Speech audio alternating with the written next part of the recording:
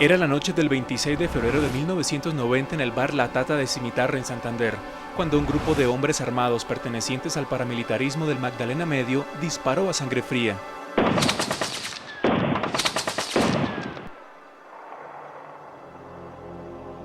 Los objetivos fueron Josué Vargas, Saúl Castañeda y Miguel Ángel Barajas, dirigentes de la Asociación de Trabajadores y Campesinos del Carare, y la periodista Silvia Duzán Sáenz. Siempre digo, hombre, yo debía haberle tenido más tiempo. De pronto, si yo entiendo más, si tuvimos más diálogo en ese último mes que hablamos muy poco, porque ella estaba trabajando mucho allá y yo también, pues hubiéramos podido de pronto evitar esa ida de Silvia allá. Se debía conocer muy bien a Silvia para entender que no desistiría fácilmente de sus propósitos. Y ella siempre anda como en el filo de la navaja, ¿no? Ella era muy arriesgada, es decir, no le tenía miedo a las cosas, entonces yo creo que eso en parte explica por qué terminó trabajando pues el tema que ese documental de la televisión británica que trajo como resultado pues el asesinato de ella, ¿no? La BBC de Londres mostró su interés en realizar un documental sobre las iniciativas de paz que alentaban los campesinos del Magdalena Medio ante los hostigamientos de la guerrilla y los paramilitares. María Jimena pensó en su hermana para desarrollar el proyecto. Esa era la clase de temas que la apasionaban. Cuando yo le digo a Silvia, vángase a este proyecto, que es un proyecto interesante en el Magdalena Medio, yo lo hago pensando que es menos peligroso que estarse metido allá en Medellín entrevistando sicarios. Y resulta que era mucho más peligroso esto, pero mucho más.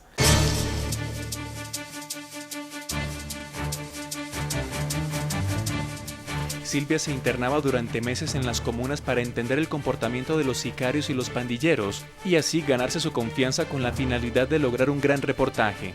Así lo evidencian estas investigaciones que realizó para la revista Arcadia y la revista Semana, que guarda como un tesoro la señora Julia Sáenz, madre de Silvia.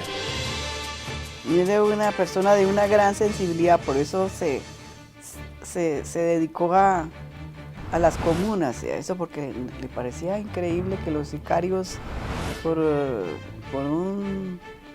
una suma irrisoria mataran así y que se echaran la bendición antes de matar y todo. Silvia, al igual que María Jimena, llevaba el periodismo en los genes, pues su padre Lucio Duzán fue un columnista predominante hasta la hora de su muerte a mediados de 1970. Silvia estudió economía en la Universidad de los Andes y a sus 20 años, en la mitad de su carrera, cumplió con lo que le advertía a su mamá cuando era una niña. Pero ella sí era de chiquita, decía yo voy a ser periodista, pero era una cosa que decía así porque veía a su papá, ¿no? Que siempre veníamos de la finca y por ejemplo, la primera parada era El Espectador, lo mismo de para allá, para dejar la columna o traer la columna o lo que sea. En 1982, bajo la dirección de Felipe López, se funda la revista Semana. Es ahí donde Silvia inicia su carrera empírica de periodismo, junto a colegas que hoy en día ya han forjado un importante nombre en los medios de comunicación, como por ejemplo Rodrigo Pardo y Eduardo Arias. Me parece difícil encontrar una palabra mejor que reportera, pero quizás habría que agregarle también unas grandes ganas de vivir, una energía enorme.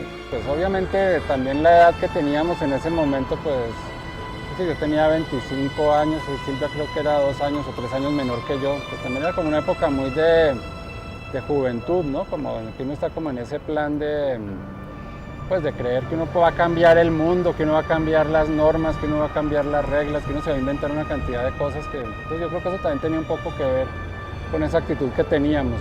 Eduardo Arias fue uno de sus mejores amigos. Ella encontró en él el cómplice perfecto para disfrutar una pasión diferente a la del periodismo, el rock. La chica de Chernobyl huye de su hogar. Además, en el año 86 yo entré a formar parte de Hora Local, un grupo de rock. Yo empecé a tocar bajo en ese grupo. Silvia era como de las personas que seguía al grupo, que nos apoyaba. El rock no te necesita.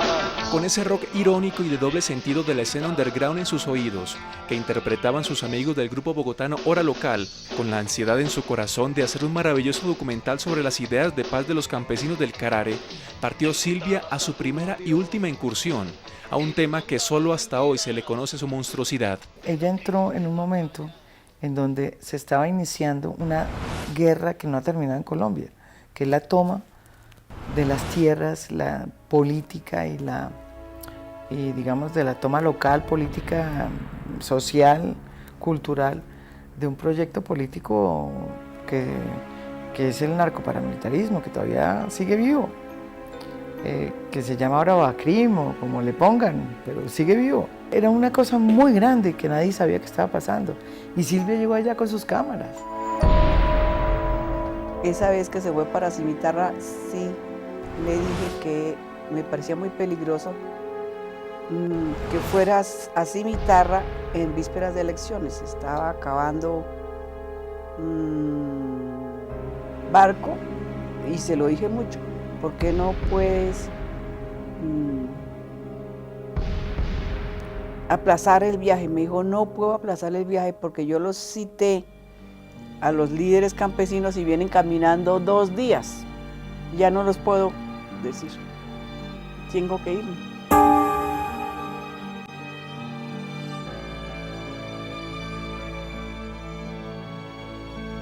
Silvia arribó el viernes 26 de febrero de 1990 a Cimitarra. En el bar La Tata, a las 9 de la noche, al frente del batallón del ejército Rafael Reyes, se reunió con los 3 líderes agrarios, Josué Vargas, Saúl Castañeda y Miguel Ángel Barajas, para darle inicio al rodaje del documental. Pero alias El Ñato y alias El Mojao, 2 temibles paramilitares, acabaron con sus vidas con el argumento insulso, endeble, de que eran partidarios de la guerrilla. Toda la historia es narrada en el libro Mi viaje al infierno, escrito por María Jimena Duzán, como producto de una intensa investigación que ella, sin la ayuda de los organismos judiciales, se dio a la tarea de emprender. Leyendo hoy el libro de María Jimena sobre su hermana, que es un libro, digamos, que no solamente es sobre su hermana y sobre el crimen, sino sobre la investigación sobre el crimen, uno se da cuenta de cómo hemos conocido con el paso del tiempo muchas cosas que en su momento no eran para nada claras, que eran difíciles como digo, de comprender y eran difíciles de entender. El libro de María Jimena, pues sé que me lo voy a leer algún día, pero todavía no he tenido como la entereza de enfrentarme al libro porque seguramente va a ser bastante pues, doloroso leerlo, ¿no?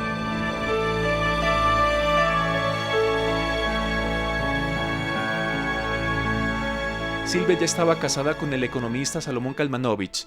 A él y a don Carlos Angulo, hoy rector de la Universidad de los Andes y tío de las hermanas Duzán, les tocó la penosa y triste tarea de traer el cadáver desde Cimitarra hasta Bogotá.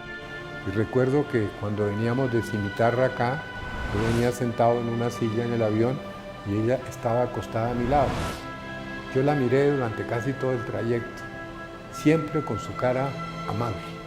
La justicia paramilitar le ganó a la justicia colombiana, pues los autores materiales del crimen, El Ñato y El Mojao, fueron asesinados por orden de sus superiores, y los comandantes de la zona hoy desmovilizados como Ernesto Báez y Ramón Izaza dicen no recordar nada. Ernesto Báez ni siquiera se acuerda de que existieron los campesinos de Cimitarra.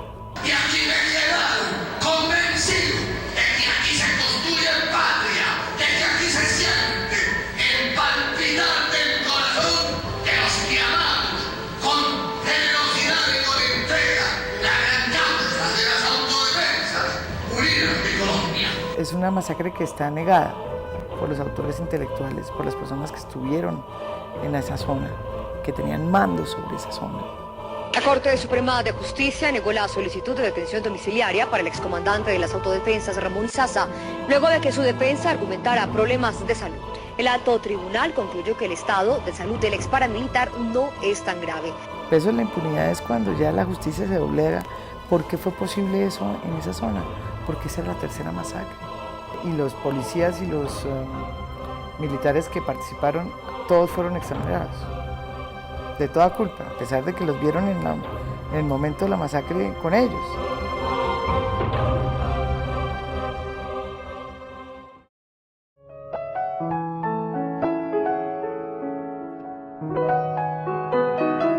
crímenes de lesa humanidad no prescriben. Hay una alta probabilidad de que este proceso sea reabierto, ya que hay testimonios contundentes en contra de los agentes de la fuerza pública que fueron testigos de la masacre y omitieron sus deberes. Además, el caso ya está en el escritorio de la Corte Interamericana de Derechos Humanos.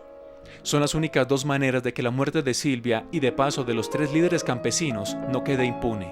Claro que uno quiere que haya justicia y que los castiguen y que todo, pero eso no tampoco llena el hueco o el sentimiento de uno, ¿no?